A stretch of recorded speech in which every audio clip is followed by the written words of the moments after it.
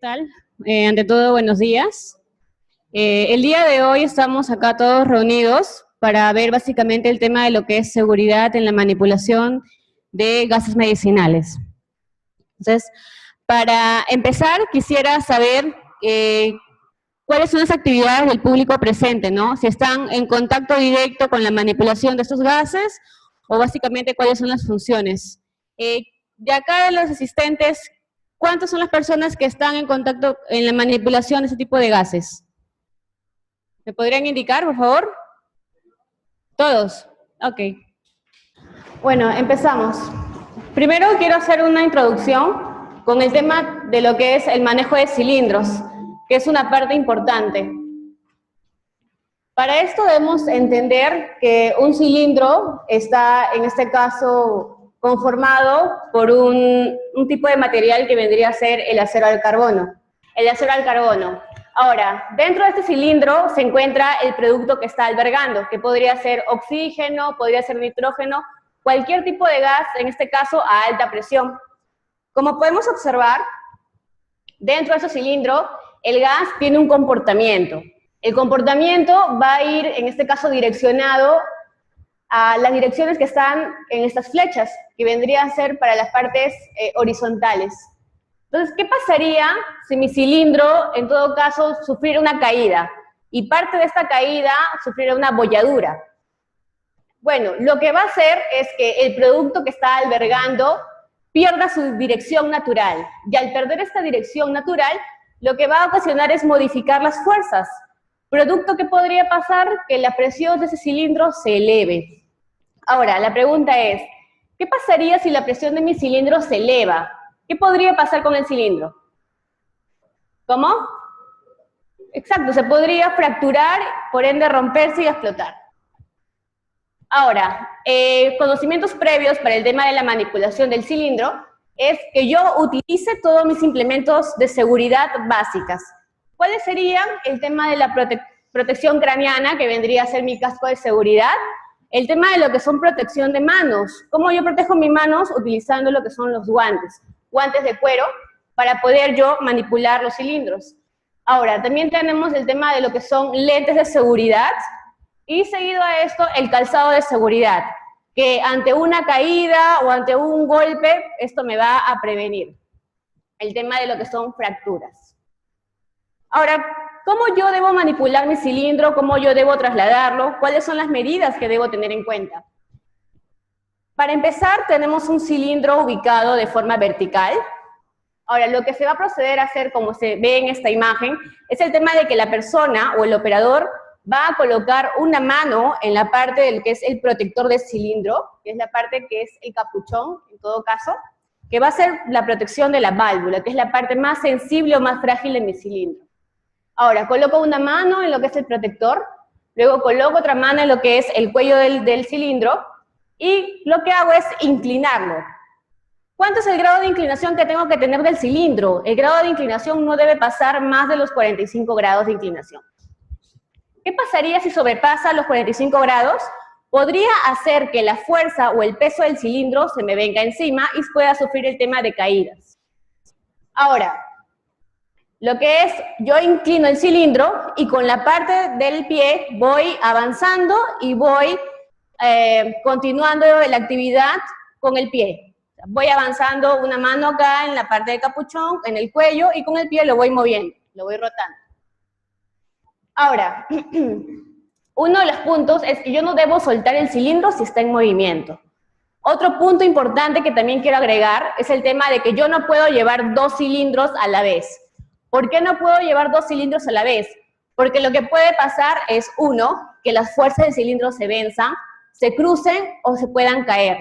Ahora, ¿cuánto está pesando un cilindro aproximadamente vacío? ¿Cuánto creen que está pesando vacío el cilindro? ¿Cuánto? Está pesando aproximadamente vacío 60 kilos. Y lleno está pesando aproximadamente entre 80 o 90 kilos. Ahora, es importante en el tema del almacenamiento un punto. La ubicación y colocación de cilindros. Como podemos ver, en este caso tenemos el efecto dominó. Es el efecto que nosotros debemos evitar que se genere al almacenar los cilindros. Para esto, ¿cómo puedo evitarlo? Ok, lo evito mediante esta forma. Esta es una vista de los cilindros desde arriba. Entonces, la ubicación es el tema del tipo colmena. ¿Qué es una ubicación tipo colmena? Es una ubicación, como podemos observar, los agujeros de un panal, tal cual. ¿Y para qué me va? O sea, ¿cómo esta disposición de tipo colmena va a evitar este efecto dominó? Ok, como podrán observar, se colocan dos cilindros y un cilindro en el centro, dos cilindros y un cilindro en el centro, así de esta manera. Entonces, va a evitar que ante un sismo, todo cilindro tiene que estar bien encadenado, pero ante un sismo los cilindros puedan sufrir esto. Que también va a contribuir que haya un mayor ajuste, un mayor agarre entre cilindro y cilindro. Porque si los cilindros entran en contacto directamente uno frente a otro, no va a haber un agarre correcto, no va a haber un ajuste que nosotros deseamos tener. Es más que todo para el tema de prevención. Ahora, en el tema de lo que es el transporte. El cilindro, como dije, se debe manipular en forma inclinada y rodándose bajo su eje y en apoyo también el tema del uso del pie.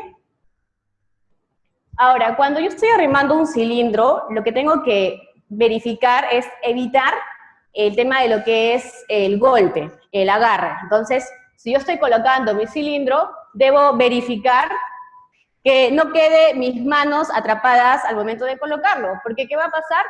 Va a ser aproximadamente unos 80 o 90 kilos en mi mano y me va a producir el tema de fracturas.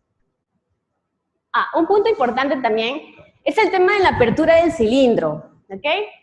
Ahora, yo no puedo abrir el cilindro y emitir o ventear el tema del producto directamente porque puede entrar en contacto con una persona y puede sufrir algún tipo de daños. Ahora, en el caso del oxígeno medicinal, un punto importante es el tema de que el oxígeno es un gas que va a contribuir en la generación o avivación de llamas. Entonces, si es que yo voy a abrir la válvula de un cilindro, debo evitar usar herramientas, porque la herramienta lo que va a hacer es, en este caso, dañar la válvula. Puede dañarla a tal punto que yo no pueda ni abrirla ni cerrarla. Y también puede generar el tema de lo que son chispas. ¿Se imaginan que tengan un oxígeno medicinal y estén forzando la válvula con una herramienta generando chispas? ¿Qué pasaría si el oxígeno entra en contacto con una chispa y hay un material combustible? Puede generar fuego, entonces mi cilindro se puede prender. Entonces, ¿qué debo hacer yo? Toda válvula de todo cilindro tiene que ser abierto con la mano. ¿Por qué con la mano? Tiene que ser despacio, porque si lo abro de forma rápida, puedo alterar la velocidad con la cual sale el oxígeno. Entonces, si yo lo hago de forma rápida, aumento la velocidad de salida del oxígeno, ¿qué puede pasar? Aumenta la fricción. Y al aumentar la fricción, aumenta lo que es la presión y la temperatura. Entonces tengo oxígeno, temperatura elevada, más una fuente de calor, más un material combustible, lo que genera es fuego. Entonces, básicamente, esto es el sustento por el cual yo debo abrirlo de forma manual y de forma despacio. Ahora, si yo tengo oxígeno medicinal, en este caso, yo no puedo generar chispas, no puedo fumar, no puedo provocar llamas o tener materiales combustibles cercanos a mi zona de almacenamiento, porque estaría contribuyendo a generar lo que es la producción de fuego. Esta es una imagen de lo que es, se establece como una zona de almacenamiento de cilindros. Tiene que ser un lugar ventilado, protegido de lo que es altas temperaturas, sobrecalentamiento del cilindro, para que en este caso, no pueda entrar en un confinamiento, ¿no? No puede haber peligro de asfixia, de fuegos, de incendio, entre otros. También se sugiere que en toda zona de almacenamiento de oxígeno medicinal se coloque un aviso en el cual se indique que no pueden producirse chispas, no puede realizarse actividades como fumar, entre otras. Las temperaturas muy altas, mayor de 52 grados centígrados, reducen la resistencia del acero. Sí, los cilindros no pueden estar sometidos a temperaturas mayor de 52 grados, porque lo que hace es debilita la resistencia de lo que es el material del cilindro, que es acero al carbono. Ahora, un cilindro es una unidad en general, es decir, yo no puedo soldar una parte, cortar, no. Si una parte se daña o se malogra o se rompe, tengo que cambiar todo el cilindro, porque así es inicialmente su fabricación. Okay. Ahora, un punto que he podido notar, justo cuando he estado mirando el tema de lo que es el almacenamiento de cilindros de oxígeno, he detectado que estos no están almacenados en un lugar ventilado. También que le falta el tema de lo que es las cadenas. Las cadenas es obligatorio, porque esto va a evitar que el cilindro ante un golpe se pueda caer. Ahora, ¿qué pasa si mi cilindro se cae y no tenía su protector de válvula? ¿Qué puede pasar con la válvula? Se puede romper, y al romperse lo que va a hacer es que el cilindro salga disparado como un misil. Más adelante vamos a ver unos videos en los cuales se ve cómo es que un cilindro se cae, se rompe la válvula y sale disparada. Entonces, si yo observo alguna condición insegura, lo que tengo que hacer es alertar. Todos los presentes, al momento de observar algún tipo de condición que no es correcta, deben reportar para que se hagan las correcciones inmediatas. Quisiera que por favor observen este video y, bueno, mediante la observación de este video queremos hacer el tema de lo que son consultas, de los cuales son los puntos, quizás algunas falencias de algunas personas que están observando este evento, ¿no? Sí, por favor. Bueno, como verán, acá hay una persona que está grabando. Esta es una unidad que está transportando cilindros. Y, bueno, tiene un choque. Consecuentemente, la caída de lo que son cilindros. Estos cilindros que observan son cilindros de acetileno. ¿Okay? Esta es una vista desde una segunda perspectiva.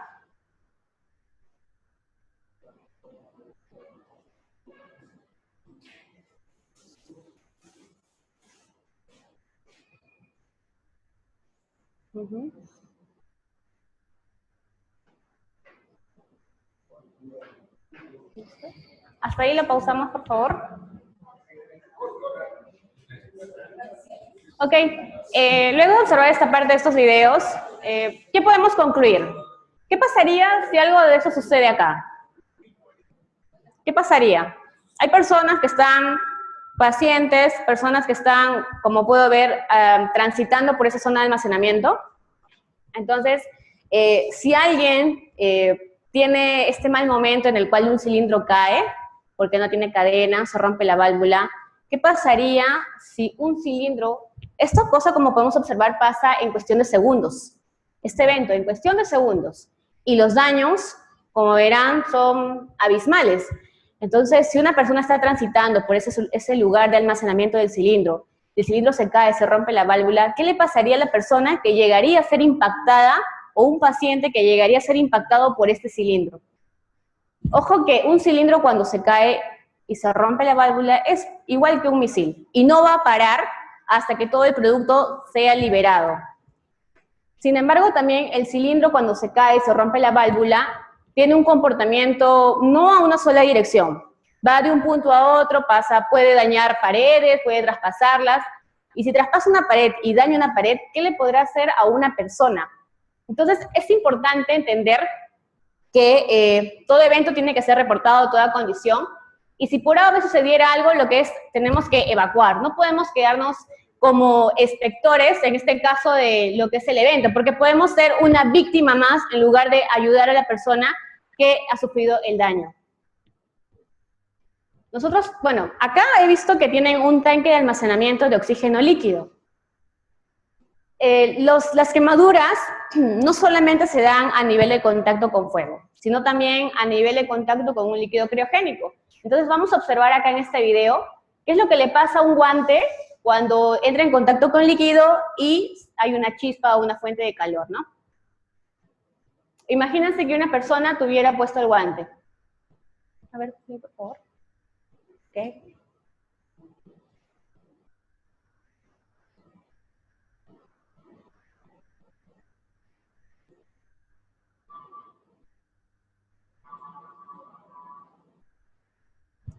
Bueno, pues como podemos observar, ese es el resultado, ¿no?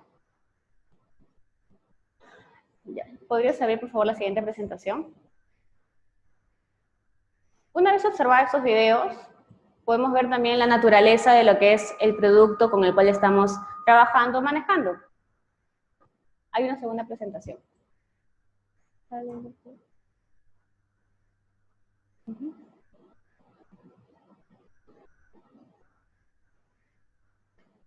No. ¿Y seguridad en manejo de cilindros? Eso. Ya.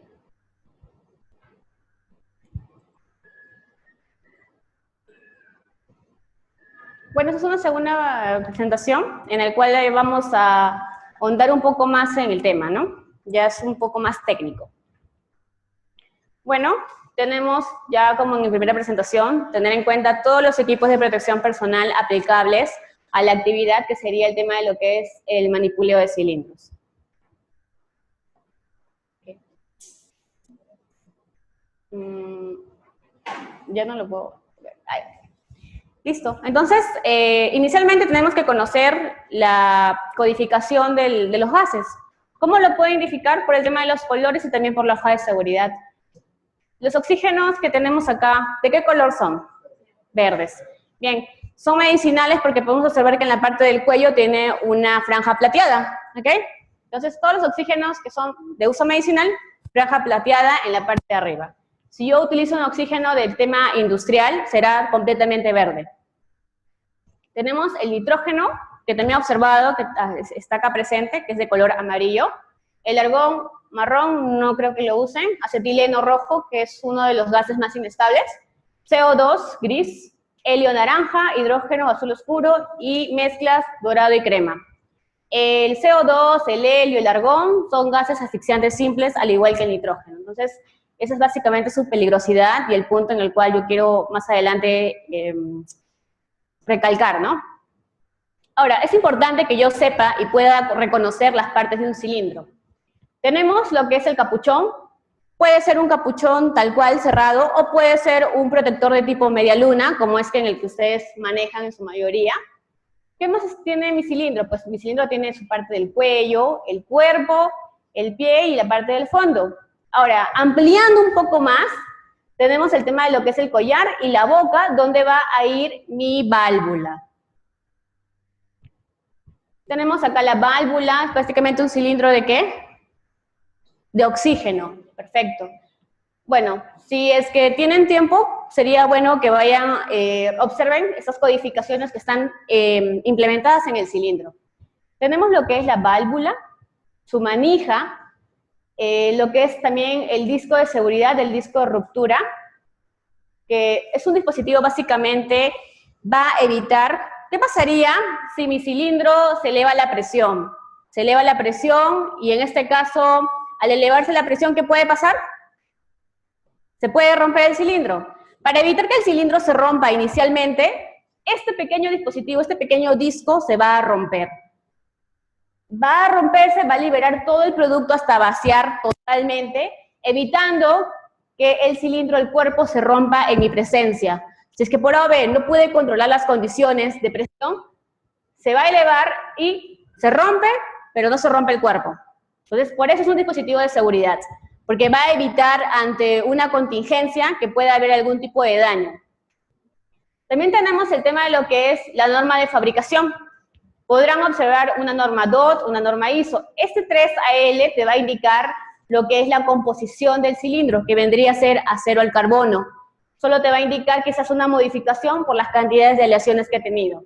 2900 vendría a ser la presión a la cual ha sido llenada. También tenemos, en algunos casos, por ejemplo, no sé si habrán observado que a veces hay una estrellita u otra identificación. Me va a indicar la última fecha de prueba hidrostática que ha tenido. Ahora, ¿alguien sabrá cada qué tiempo debo realizar fechas hidrostáticas, pruebas hidrostáticas a un cilindro? ¿Cada qué tiempo debo realizar prueba hidrostática a un cilindro? Prueba hidrostática a un cilindro, ¿cada qué tiempo debo realizarlo? Cada 5 años. Igual en el tema de los extintores. Todo extintor debe tener una prueba hidrostática cada 5 años. ¿Qué me va a permitir a mí que yo tenga mi prueba hidrostática al día? Es importante que tenga una prueba hidrostática porque esto me va a asegurar que puedo volver a llenar el cilindro, lo puedo volver a usar. Si esta prueba hidrostática está obsoleta o si vuelve a pasar, no la pasa, lo que va a hacer es que si yo vuelvo a utilizar el cilindro, lo vuelvo a llenar, este pueda romperse. Ya no tiene la misma resistencia. Entonces, esta evaluación te va a permitir asegurarte que el cilindro sigue teniendo la misma resistencia inicial de fabricación. Esta es una vista desde la parte de arriba. Como podrán observar, esta es la parte de lo que es donde va la válvula. Vemos lo que es la norma aplicable, que ya expliqué, el tema del número de serie, el fabricante, lo que es también el tema de la prueba hidrostática, esta es la estrellita de la cual yo les comentaba, entre otros. Ahora, ¿cuáles son las características de mi cilindro? Pues es un cilindro básicamente está compuesto de acero al carbono, no puede estar sometido, como dije en la primera presentación, a temperaturas mayores de 54 grados centígrados, siempre debe transportarse, ojo por favor, con el protector de la válvula, ¿ya? El protector de la válvula puede ser un capuchón, un protector cerrado o un protector de media luna. También este cilindro va a tener un disco de ruptura, que es mi dispositivo de seguridad. Ahora, el cilindro tiene un dispositivo de seguridad que es un disco de ruptura. Mis tanques tendrán otros dispositivos de seguridad. ¿Por qué? Porque no es la misma dimensión, no tiene la misma capacidad, entre otras cosas. Entonces, por lo tanto, yo debo tener diferentes dispositivos de seguridad. Ahora, si es que, bueno, no sé si habrán observado, pero ya es una parte más técnica, en la parte de la válvula hay una codificación que indica CGA 540. ¿Qué me va a indicar esto? Bueno, básicamente la CGA es un instituto, un ente que te va a brindar todo el tema de lo que es gases comprimidos. En todo caso, te indica qué válvula va a ir asignado para el material o producto que tú estés albergando. En el caso del oxígeno tendremos lo que es la CGA 540. En el caso de lo que es el nitrógeno, una CGA 580. Y en el caso de lo que es el CO2, una CGA 320. Es su compatibilidad según el producto. Ahora, para entrar en el tema del oxígeno, ¿no? ¿Qué características tenemos respecto al oxígeno? Es importante conocer el producto el cual yo estoy en constante actividad, constante control. Ahora es un gas, me dice incoloro, que indica que no tiene color. Es un gas comburente, alimenta llamas. ¿Qué entendemos por comburente? ¿Sabían que el oxígeno es un gas comburente? ¿Sí? Chicos, respondan, por favor, los escucho. A ver, en casa, ¿habrán hecho parrilladas en algún momento? ¿Sí? Bien. ¿No ha pasado que a veces le dicen, se está bajando el fuego, anda sopla al carbón? ¿Sí? Bien. Al decirnos anda sopla al carbón, nosotros lo que hacemos es soplar, soplar, soplar. Ahora, ¿nosotros qué respiramos? ¿Qué respiramos nosotros? ¿Oxígeno? ¿Quién dice oxígeno? Por favor, levanten la mano. ¿Quiénes dicen que respiramos oxígeno? CO2. Nosotros respiramos aire, ¿ok? Respiramos aire. ¿Hay alguien acá del tema de nebulizaciones? ¿Alguien acá hace nebulizaciones? ¿Usted? Sí. Ya, perfecto, todas las enfermeras. ¿Qué pasa si yo suministro netamente oxígeno a una persona? Puede causar el tema de lo que es resecar las vías respiratorias, ¿sí? Entonces, ¿qué es lo que hacen? Tengo entendido que humedecen. Perfecto. Entonces, nosotros no podemos respirar netamente oxígeno. El oxígeno no es un gas asfixiante, no es gas asfixiante. Pero si yo respiro netamente oxígeno, lo que hago es sobresaturar, sobresaturo, porque yo respiro aire. Entonces, reseco mis vías respiratorias. Entonces, el gas oxígeno es un comburente porque lo que hace es alimentar mi llama. ¿Qué también nos dicen? Si una persona se está incendiando, ¿qué es lo que le indican hacer? ¿Correr? ¿Para que se baje la llama? ¿Qué pasa si empieza a correr? Se empieza a quemar más, claro, porque estoy alimentando las llamas. Entonces, ¿qué hacen? Ya, tírate al piso y comienza a rodar. ¿Por qué le dicen tírate al piso y comienza a rodar? Porque lo que estás haciendo es quitarle oxígeno. Quitarle oxígeno.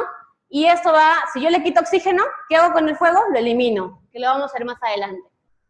Ahora, el oxígeno yo lo puedo tener en dos estados, lo puedo tener en estado gaseoso y en estado líquido. Bueno, unas fotos adicionales. Es un gas que se encuentra también en el aire en su mayor porcentaje. Es un elemento que forma parte de lo que es el triángulo de fuego. Es inodoro e incoloro.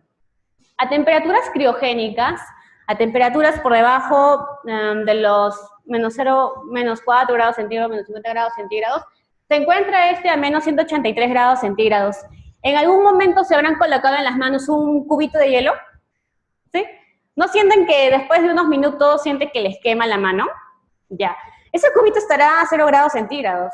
Imagínense que les caiga unas gotas de un líquido a menos 183 grados centígrados. ¿Qué pasaría con nuestras manos, no? Prácticamente sería una quemadura de 3er grado. Bueno, en el tema de lo que es usos, se usa en el tema de usos medicinales, como es aplicable acá. Lo tenemos en estas presentaciones, lo que son termos, PGS, tenemos cilindros de oxígeno y tanques. Acá tenemos tanques y cilindros, ¿no? No tenemos PGS. ¿O sí? ¿Tenemos PGS acá? No. Okay.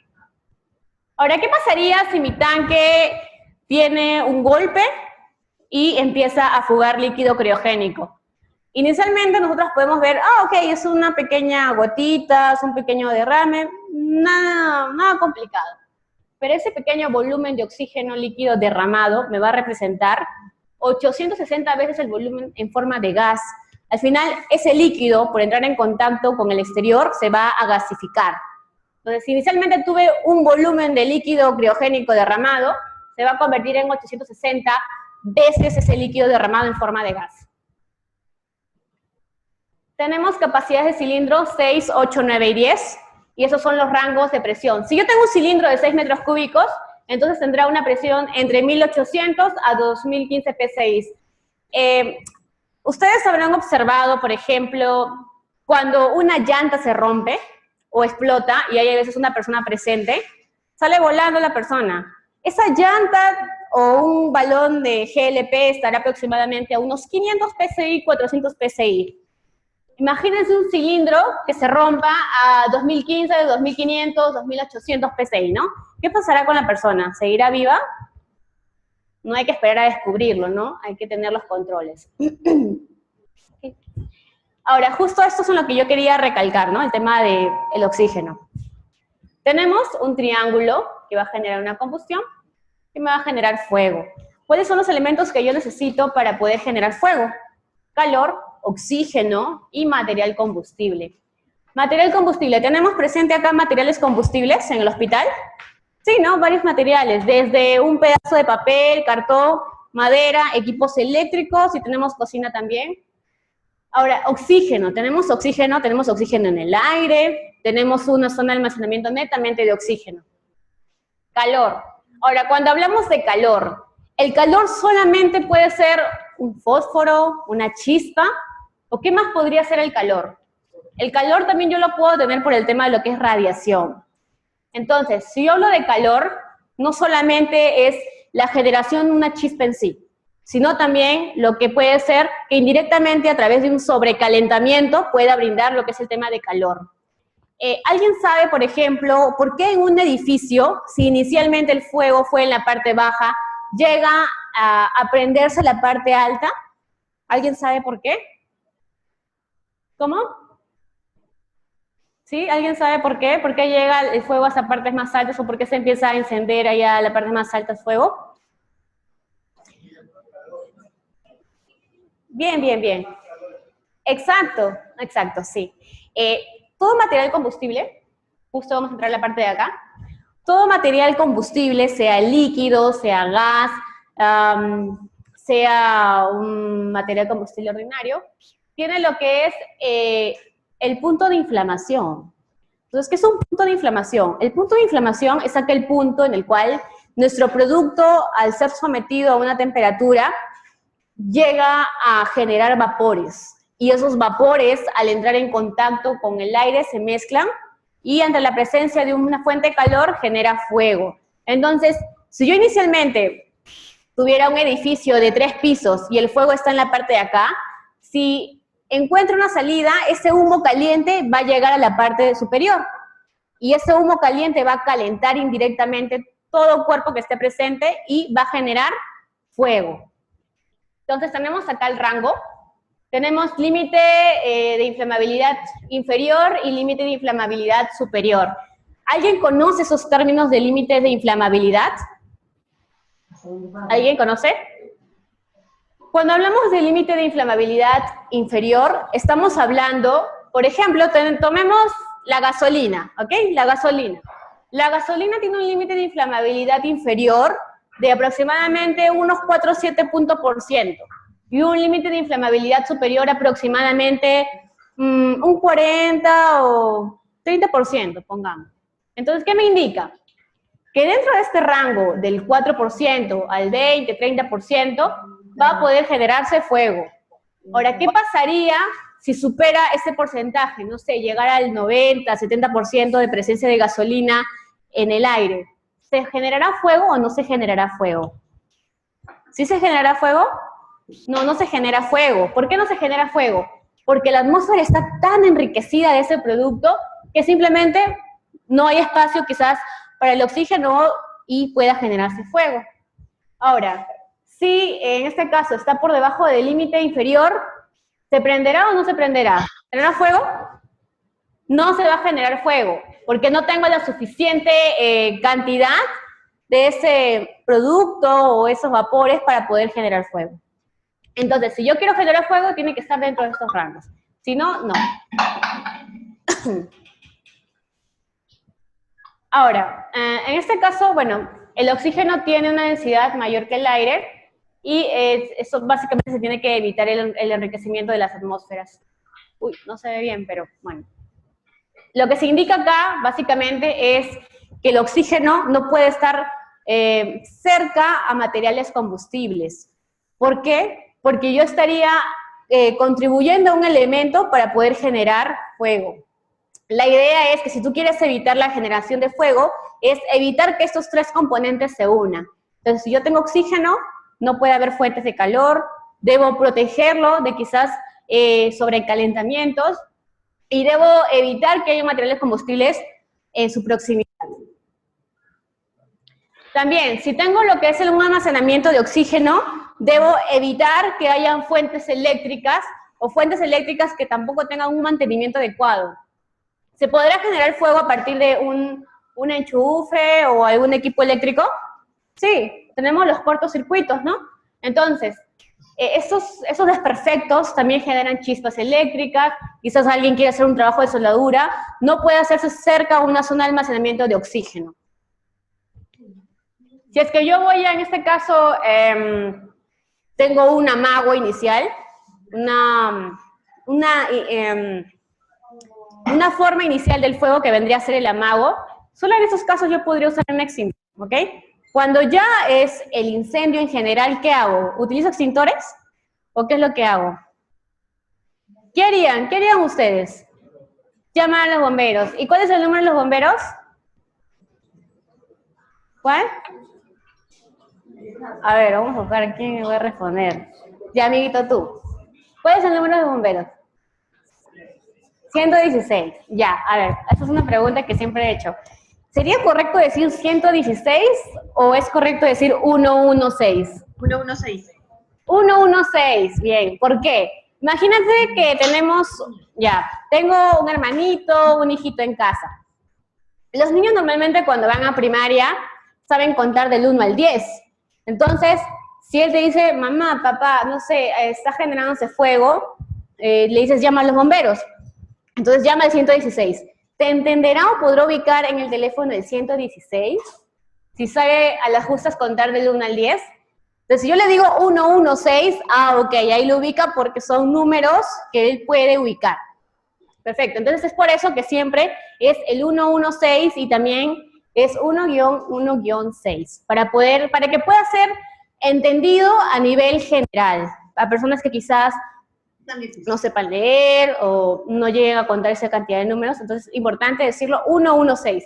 Y aparte, como el tiempo de respuesta que uno se necesita en un incendio debe ser rápida, la forma más rápida es decir 116 y listo, quedó captado. Ahora, también, ¿no? Nuevamente recalcando el tema de lo que es la importancia del material combustible. Oxígeno, material combustible, enemigos, ¿ok? Enemigos, oxígeno y material combustible. ¿Por qué? Porque es un componente que puede generar fuego. Si yo tengo oxígeno, material combustible, le acondiciono calor, genera fuego. Entonces yo tengo que evitar juntarlos. Hasta acá es el tema de lo que es el oxígeno, ¿ok? Vamos a entrar al tema del nitrógeno. ¿Alguien conocerá, en este caso, cuál es la peligrosidad que tenemos con el nitrógeno? Lo mencioné al inicio. ¿Qué es el nitrógeno? ¿Qué pasaría si uno de ustedes se queda encerrado acá y hay una fuga de nitrógeno? ¿Cómo? ¿Qué me puede pasar? A ver, usted, señor. ¿Qué podría pasarle a usted? Sí, a usted, el de rayitas. ¿Qué podría pasar a usted si es que se queda acá encerrado, confinado, y hay fugas de cilindro de nitrógeno? ¿Qué le podría pasar? ¿Podría respirar bien? No. El nitrógeno es un gas, recordemos, asfixiante. Entonces, si hay una fuga de nitrógeno, me puede pasar el tema de lo que está. Me asfixio, simplemente me asfixio. Ok. ¿Para qué lo uso inicialmente? Bueno, pues normalmente siempre se usa para el tema de lo que son inertizaciones. ¿Ok? También el tema de, bueno, generación de semiconductores, también para lo que es... En el tema medicinal, ¿para qué usan el nitrógeno? Disculpen. ¿El nitrógeno para qué lo usan acá en el hospital? ¿Para qué? ¿Para qué? No te escucho. ¿Para qué lo usan? Hay tropicales de dermatología. Compran unos sándwichitos. Ya. Es para quemar verduras. ¿Ah, sí? Ah, ok. Bueno, pues también lo que hacen, creo que lo utilizan a veces en el tema alimentario. Creo que a veces utilizan el nitrógeno para lo que es, por ejemplo, el durazno, que comemos enlatado, para poder pelarlo finamente también se utiliza el nitrógeno. Ahora, el nitrógeno tenemos acá que lo encontramos a menos 196 grados centígrados. Si el oxígeno lo encontrábamos a menos 182, el nitrógeno está muy por debajo, a menos 196. Ahora, ¿qué pasaría en este caso si hay una fuga de nitrógeno? Ok, lo que le va a pasar a la persona es que va a comenzar a sentirse un poco cansada, somnolienta, y luego va a comenzar ya a querer adormitarse. Y va a generar lo que es sofocación, vómitos, porque está buscando en este caso poder respirar sin poder conseguirlo. Ahora, ¿qué pasaría si hay una fuga de nitrógeno masiva? Si una persona está inconsciente, yo lo peor que puedo hacer es tratar de querer creerme superhéroe e ingresar directamente a la parte donde está la fuga. No, sino ¿qué va a pasar? Simplemente que en lugar de que sea una víctima van a ser dos víctimas, y 3, y 4, y 5. Entonces, como vemos acá, hay un señor que está usando una mascarita y un cilindro atrás. ¿Lo habrán observado en algunas personas utilizándolo? ¿En quiénes? En los bomberos, claro. Porque esto que va a evitar que tú entres en contacto directo con gases que hayan alrededor, que sean nocivos, que sean dañinos, y esto te va a suministrar el aire. Es un sistema de aire comprimido, te va a brindar aire para que tú puedas ingresar, sacar, retirar a la persona y poder quizás cerrar la válvula que esté realizando la fuga. Bueno, esto ya ustedes deben saberlo. Si una persona no tiene conciencia, no respira, está con el pulso bajo, bueno, no tiene pulso prácticamente, ¿qué es lo que debo hacer? RCP, ¿no? RCP, ok.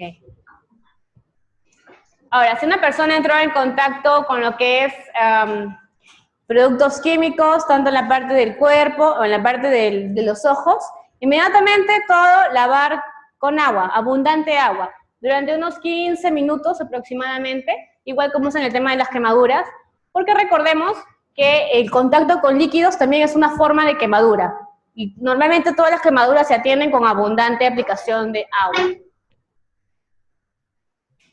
Bueno, en el caso de las personas, pues eso no aplica acá, pero en el caso de las personas que están llenando esos cilindros o productos o herramientas con líquidos criogénicos, normalmente siempre tienen una protección total, protección facial, protección del cuerpo, para evitar que quizás una salpicadura de un líquido quirogénico en el rostro pueda causarles algún tipo de quemadura.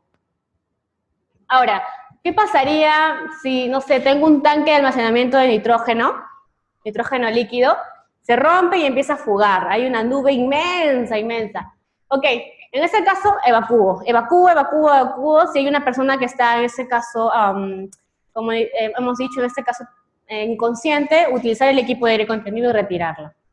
Y inmediatamente llamar a lo que son los bomberos, activar nuestro plan de contingencia acá en el hospital, y lo que es implementar bastante cantidad de agua para poder disminuir la niebla que se ha presentado.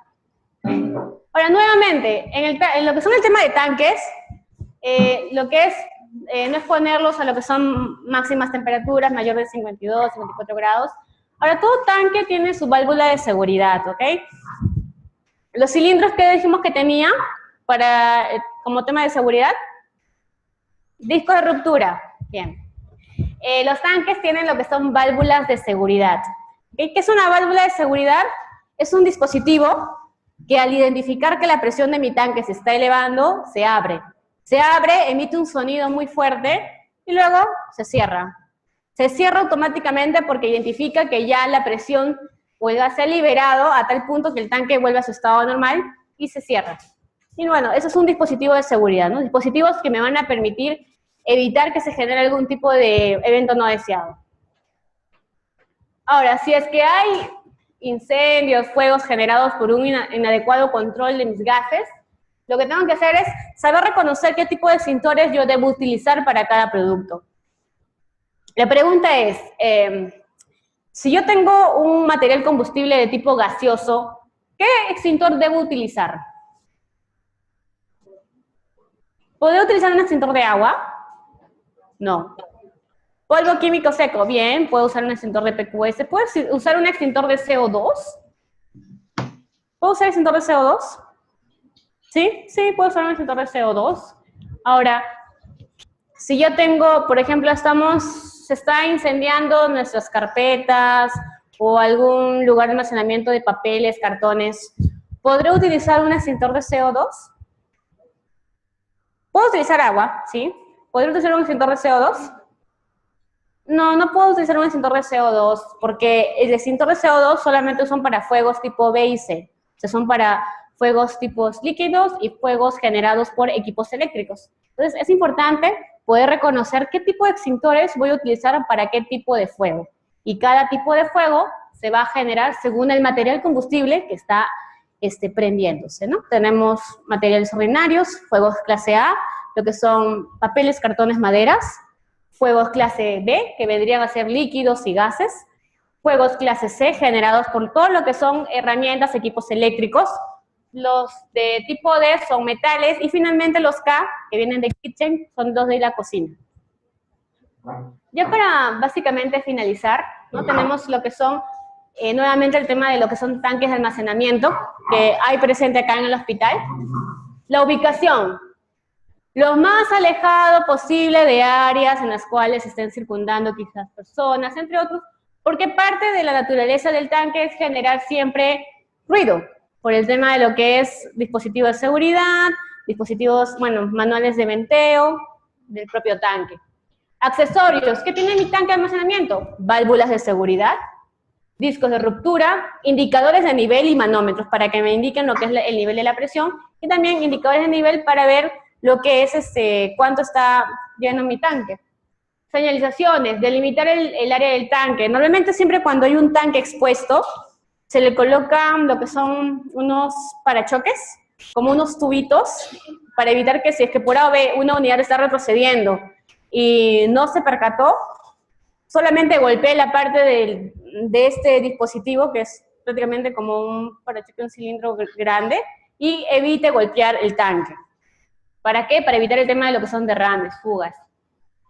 Evitar el tema de lo que son fuentes de agua cercanas y proteger, como dije, el recipiente con parachoques, para evitar accidentes básicamente vehiculares. El nitrógeno, una particularidad del nitrógeno es que si yo voy a almacenar nitrógeno, cilindros de nitrógeno tienen que ser en un área abierta, ventilada, porque recordemos que el nitrógeno es asfixiante. Entonces, Si yo tengo un gas asfixiante, tengo un lugar encima cerrado, una fuga que produce asfixia. Entonces, yo debo almacenar los cilindros de nitrógeno o entre otros en un lugar abierto, ventilado, donde no haya un confinamiento. Recomendaciones finales. Tenemos lo que es el almacenamiento de los cilindros, lugar abierto, que también está separado según la naturaleza de lo que es el cilindro. ¿Yo podré almacenar oxígeno y acetileno en un mismo lugar? No, ¿ok? No, debo separar eso. O sea, si es que yo estoy almacenando oxígeno acá, almacenaré netamente oxígeno. Si estoy almacenando nitrógeno en un lugar, almacenaré netamente nitrógeno, diferenciándolos, porque pueden juntos generar algún tipo de reacción. En el caso del nitrógeno es un gas inerte, es decir, que no reacciona con otros gases. Entonces puede ser amigo del oxígeno, los puedo almacenar juntos. También lo que es importante que en toda zona de almacenamiento hayan cadenas, esté correctamente, haya un orden y limpieza, el piso esté nivelado para evitar que si yo estoy llevando el cilindro pueda tropezarme, el área de tránsito tiene que estar libre, despejado. Si es que yo estoy realizando soldaduras cerca de lo que es una zona de almacenamiento, de lo que es el oxígeno, tratar de implementar dispositivos que eviten que se generen las chispas y lleguen hasta lo que es la zona de almacenamiento, porque eso podría desencadenar un incendio o un fuego masivo. Finalmente, también tenemos el tema de la movilización. Normalmente siempre verán esas personitas que están descargando los cilindros. Entonces, si ustedes observan que esas personas están, no sé, descargando el cilindro por la válvula, sin su protector, llama atención, ¿ok? Porque es un acto inseguro. Evitar cualquier contacto de cilindros con cables, hilos. Evitar, por favor, que los cilindros se estén golpeando, que se caigan, porque como vimos en la primera presentación, una bolladura va a generar una inestabilidad del comportamiento del gas dentro del cilindro. Jamás utilizar cilindros vacíos o llenos como ruedas o soportes. Y nunca levantar los cilindros, bueno, pues desde la parte más frágil. Bueno, esto ya es para cerrar. Básicamente, nuevamente se hace un hincapié al tema de lo que son soldaduras. Evitar, si es que yo tengo una zona de almacenamiento de oxígeno, generar chispas. También que pueda estar correctamente identificado el producto, que tenga su hoja de seguridad a la mano para el tema de consultas, para el tema de verificar la peligrosidad del producto. Y si es que en este caso yo veo algún desperfecto en mi cilindro, avisar inmediatamente, para que en este caso, mediante su asesor comercial, pueda hacer llegar sus dudas, consultas, reclamos a lo que es la parte ya de Praxair. Bueno, hasta acá es el tema de lo que es todo manipulación de cilindros, todo el tema de lo que es los gases medicinales. Entonces vamos a dar lo que es el tema de las preguntas, en caso hubiera. Bien, invitamos al público a hacer una pregunta. ¿Por ahí alguna pregunta? La urea, sí, disolvíamos en agua, en la selva.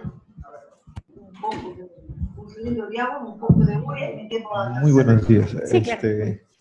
Dos preguntas quisiera hacer. El balón de oxígeno, de nitrógeno, ¿de qué grosor es la parte inferior? Porque hace que a veces lo llevamos y se cae. O sea, y quisiera saber qué tan gruesa es esa parte inferior. Y lo de nitrógeno, ¿es inflamable al contacto con el calor? Si habría un incendio, es un gas que usted dice, ¿no? El que sí puede causar asfixia. Si está el contacto con el calor en un incendio, se libera, o sea, no solamente habría un incendio, ¿no? Que afecta por el calor, también ese gas podría, no sé, causar, o sea, ser peor. A ver, te voy a responder estas preguntas. Empezando por lo que es justamente lo que me estás preguntando del nitrógeno y el oxígeno, ¿no? El nitrógeno es un gas asfixiante, no es un gas que es un comburente como el oxígeno. Es decir, tu principal preocupación en el nitrógeno, si es que hay una fuga, es el tema de la asfixia. Nada más. El nitrógeno es un gas, como te digo, compatible con el oxígeno. Tú puedes tener oxígeno y nitrógeno en un mismo lugar de almacenamiento porque el nitrógeno es un gas inerte. Normalmente no reacciona. Es más, si yo quiero limpiar un lugar donde había acetileno, que el acetileno es un gas altamente inflamable, lo que hacen es introducen nitrógeno para limpiarlo. porque el nitrógeno no reacciona con el acetileno, no reacciona con el oxígeno. Si hubiera una fuga, tu principal preocupación debería ser la asfixia. Ahora, recuerda, como en la primera presentación, si hubiera una fuga del cilindro puede ser por dos cosas. Porque no cerraste bien la válvula o porque tu disco de ruptura se activó. Es decir, que la presión se elevó de tu cilindro e hizo que tu disco de ruptura se rompiera. Y si tu disco de ruptura se rompe, o sea, tienes que tener en conocimiento que ese cuerpo del cilindro pudo haberse roto, pero se rompió tu disco de ruptura. Con respecto al espesor de tu cilindro de oxígeno, que me estás haciendo la consulta, el cilindro es una unidad en total, ¿ok? Es una unidad en total. En el tema de espesores, no te podría dar una definición técnica, ¿ok? Pero el material, como te digo, es un material resistente. O sea, si tú lo golpees, entre otros, el acero al carbono resiste. Pero si ya tienes un golpe tan fuerte, que es una bolladura, cuando vuelvas a mandar ese cilindro, te lo tienen que cambiar prácticamente. Porque lo que hacen es, los chicos que normalmente evalúan los cilindros, los cambian. ¿Por qué? Porque si está abollado, soldado, esmerilado, simplemente está condenado. Porque es un riesgo para la persona que va a llenar. En pocas palabras, evita que tu cilindro se golpee. Y si se golpea, notifícalo. Bien, Lisbeth Córdoba pregunta, ¿a qué presión se rompe el disco? Ok, cada disco de ruptura viene diseñado a una presión. Si yo tengo lo que es, obviamente, si un cilindro está a una presión de 4200, el disco de ruptura va a estar a menos, es decir, estará a 4100, 4000, según lo que es el cilindro, o sea, la presión del cilindro. En pocas palabras, el disco de ruptura siempre está a una presión menor de la presión de llenado del cilindro inicial, por temas de seguridad. Y cada disco ya viene con una presión específica. Entonces, la persona que va a colocar en la válvula el disco de ruptura ya debe tener, en este caso, el conocimiento técnico de saber qué disco de ruptura aplicar para cada cilindro según su capacidad y presión. ¿Alguna otra pregunta del público? A ver. Bueno, nosotros usamos balones chiquitos para transporte de pacientes.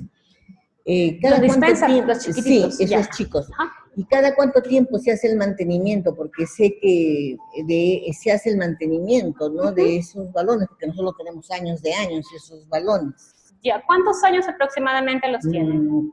Lo tendremos desde el 2000. A ver, mira. 17 años. Sería importante que pudieras consultar, como te dije, la prueba hidrostática.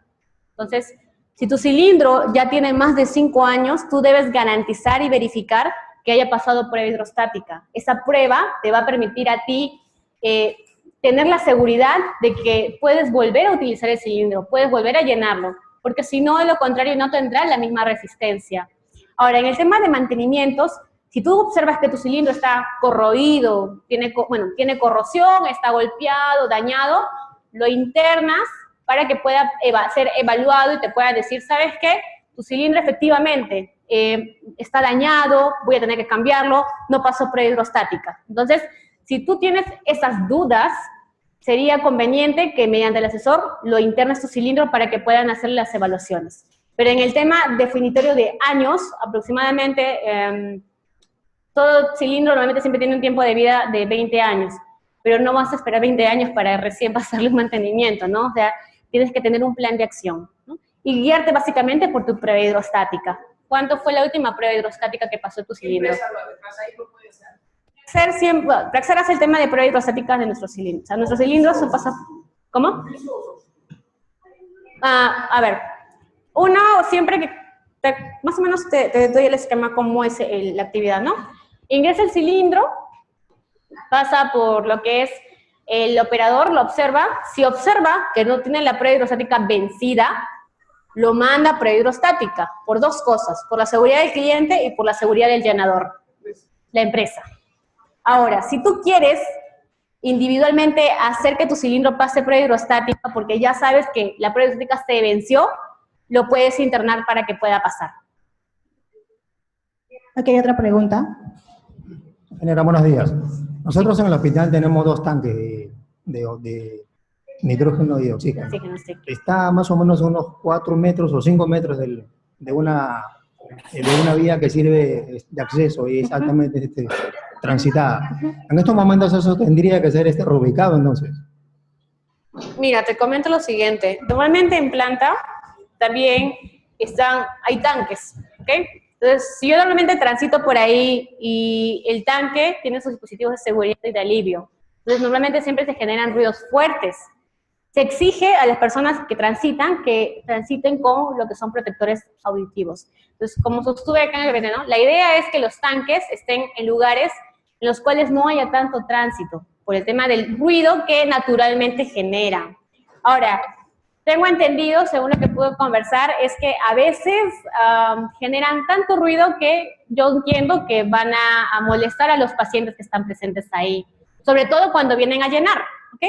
Entonces, si hay ese inconveniente, creo que inicialmente la solución sería programar con las personas que vienen a llenar para que los llenen en días en los cuales no hay mucha afluencia de personas. Creo que sería inicialmente una solución. Y todo eso puedes coordinarlo con lo que es el tema de distribución de líquidos. Bien, Lisbeth Córdoba pregunta, ¿qué otras pruebas, como la prueba hidrostática, garantizan la seguridad en la manipulación de los cilindros? Ok. Aparte, básicamente es el tema de prueba hidrostática, pero también hacen otro tipo de pruebas, como son las pruebas del martillo, las pruebas del olor. Básicamente son pruebas previas antes de que pase a llenado. Pongo así simplemente para poder ver un poco más, ¿no? Más del alcance. Antes de que el cilindro llegue al cliente ya llenado, tiene que pasar por la persona que lo va a llenar. Entonces, es necesario que la persona que inicialmente lo evaluó tiene que garantizarle a la persona que lo va a llenar que este cilindro no tiene nada. Si yo cometo el error de no revisarlo bien, de no pasarle las pruebas que necesita y lo mando a la persona a llenar, inicialmente la persona que se va a ver afectada es el llenador, porque el cilindro puede explotar en su presencia. Entonces, todo cilindro que llega a un cliente ya ha tenido que pasar por pruebas previas, pruebas de olor, martillo, unas pruebas internas que se hacen mediante un aparato que se llama el Solofilay para ver, aparte de la parte externa, la parte interna. Quizás un cliente lo soldó, imagínense que tuviéramos que llenar un cilindro de oxígeno soldado, corroído, con contaminantes, entonces todas esas pruebas las pasa antes. Si el llenador pudo haber llenado correctamente el cilindro sin ningún problema, entonces el cliente tiene la seguridad básica que no hay ningún problema con el cilindro al momento de abrir la válvula. Ahora, sí, bueno, adicional a esto también sería que las personas, bueno, el cliente, al momento de manipular el cilindro, lo haga correctamente. Como pudimos ver inicialmente, abrir la válvula despacio. Ahora, estas válvulas de los cilindros son válvulas no de control, son válvulas de paso nada más. Es decir, o lo abres o lo cierras, no puede ser a medios. Porque si no, lo que haces es dañar la válvula. Y también lo que es alterar el comportamiento del producto dentro del cilindro. Listo, por acá hay otra pregunta. A ver. Buenos días. ¿Cuál es la norma que certifica la pureza del oxígeno? La norma. Mira, eso básicamente lo genera el tema de calidad. El área de calidad es el área que se encarga básicamente de dar un certificado, tengo entendido, al cliente con el porcentaje de pureza. Ahora, las normas son normas internas. Las normas internas serán las normas internas aplicables a calidad. Si tú deseas saber o indagar más el tema de lo que es bajo qué normas se basan ellos, sería factible que mediante, bueno, el asesor comercial de acá, no sé quién es, ¿saben quién es el asesor comercial de acá? ¿Que atiende Cayetano? No, pero siempre hay una persona de ventas que debe... Ah, ok, ya. Entonces, solicitar tu certificado, porque debes tenerlo. Tienes tu certificado de pureza. El de medicinal debe ser aproximadamente el 99.99%, ¿no? De pureza, si es suministrado por un cliente. ¿Más preguntas? Por favor, levanten la mano quien desea hacer una pregunta. ¿Todo claro? ¿Algunas preguntas?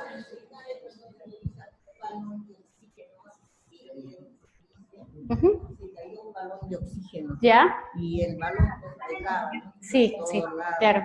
En esos casos, igual con los balones chicos, hay que esperar que se acabe totalmente, hay que tomar alguna otra Sí. precaución. Mira, dos puntos básicos. Si tu cilindro se cayó, se rompió la válvula y empezó a jugar, ideal, todas las personas deben retirarse hasta que el cilindro termine de liberar todo el producto.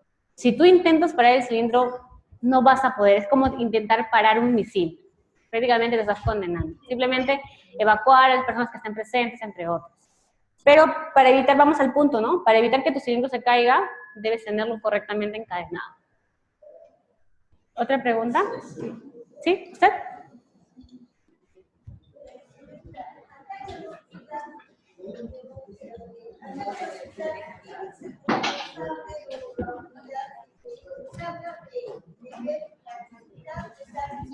El ingreso del oxígeno acá al hospital, porque en realidad en cuidados intensivos nosotros tenemos balones chicos, pero ahí no dice que, ¿cómo se llama?, las características que se puede tener. No hay ninguna, ¿cómo te le puedes decir? Un rótulo, un collarcito. Claro, no hay ninguna ente que nos diga esto es para que esté a un lado aislado, nada, porque nosotros no tenemos un almacén para guardar nuestros materiales de oxígeno. Ya, ok, mira. Y además también lo que tenemos, ese balón de oxígeno no tiene una base abajo para que se puede cuidar. Los cilindros como tal, como te sostuve, o sea, tú tienes que acondicionarlo en un lugar donde puedas encadenarlo. Normalmente lo que he visto en otros lugares es lo que hacen lo siguiente, en la parte de cuidados intensivos. Tienen en lo que es en los dispensers, los chiquitos, en los cilindros pequeños, una pequeña mini zona de almacenamiento dentro del área de detención. O sea, y ahí lo encadenan. Lo utilizan, lo sacan, lo encadenan. Pero ellos ya lo tienen implementado dentro de sus oficinas. En este caso, sería recomendable que lo hagan en tus áreas. Ahora, un punto sí que veo que no debería suceder es que todo cilindro debe tener su especificación, su collar. Los cilindros grandes tienen sus collarcitos, ¿no? Sus stickers. El pequeño sí debería. Si tú observas eso, estás en todo tu derecho de poder exigir que se te devuelva el cilindro como debería tener, con sus especificaciones, porque eso te va a permitir identificar, o sea, y estar alerta al gas que estás manejando y cuáles son las precauciones que vas a tener. A ver, por acá hay una pregunta. Buenos días, Sí. Una consulta. La empresa Praxair capacita al personal técnico del hospital para que puedan hacer algunos tipos de pruebas, como las pruebas de hidrostáticas o de martillo, ¿o no? No, porque de acá, o sea, personal del hospital, no. No, porque las personas que realizan el trabajo allá son propias de la empresa y pasan una serie de certificaciones, evaluaciones propias del grupo Praxair. Entonces, solamente como son pruebas muy complicadas y son pruebas que también van a involucrar indirectamente a un público que va a estar en contacto, tú debes asegurarte de la mejor forma que esa persona tenga la suficiente capacidad para poder realizar esas pruebas. Y te hablo de personas que vienen realizando las pruebas ya más de 20, 15 años. Entonces, ya es algo de su día a día. No es lo mismo. ¿La prueba hidrostática figura en el cilindro? Sí, figura en el cilindro. Lo vimos en la parte inicial. ¿Recuerdas? Que en la parte del cuello tienes, normalmente los cilindros tienen una fecha que dice, supongamos 9, una estrellita y un año. Eso te indica en qué mes y en qué año pasó la última prueba hidrostática. Lo vimos en la primera presentación y en la segunda también. Sí. Sí, los he visto.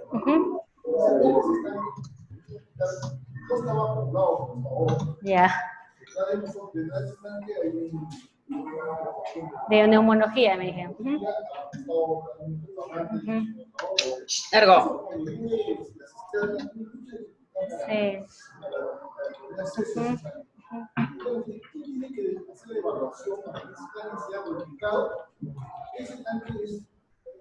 Ya, asistencia técnica. Asistencia técnica es, no, yo soy seguridad. Sí, la empresa Praxair. Llamas a Praxair que venga asistencia técnica, instalaciones, hacer la evaluación y para poder en este caso darte la solución a tu pregunta, ¿no? Nosotros, netamente, yo soy tema de seguridad. Manipulaciones, dispositivos de seguridad, dispositivos técnicas. Ya, yo doy mi opinión en el tema de seguridad, que es lo siguiente, que lo he presentado. Pero el tema ya de la persona que hace la parte operativa, eso ya lo hace bien el mismo, o sea, es mejor que venga la misma persona que hace las instalaciones para que te diga, mira, sería mejor colocarlo acá, o acá, o acá, por diferentes especificaciones, porque él maneja quizás el material, las dimensiones, entre otros. Entonces, mejor que venga instalaciones, hacer la evaluación y puedan solventar el tema.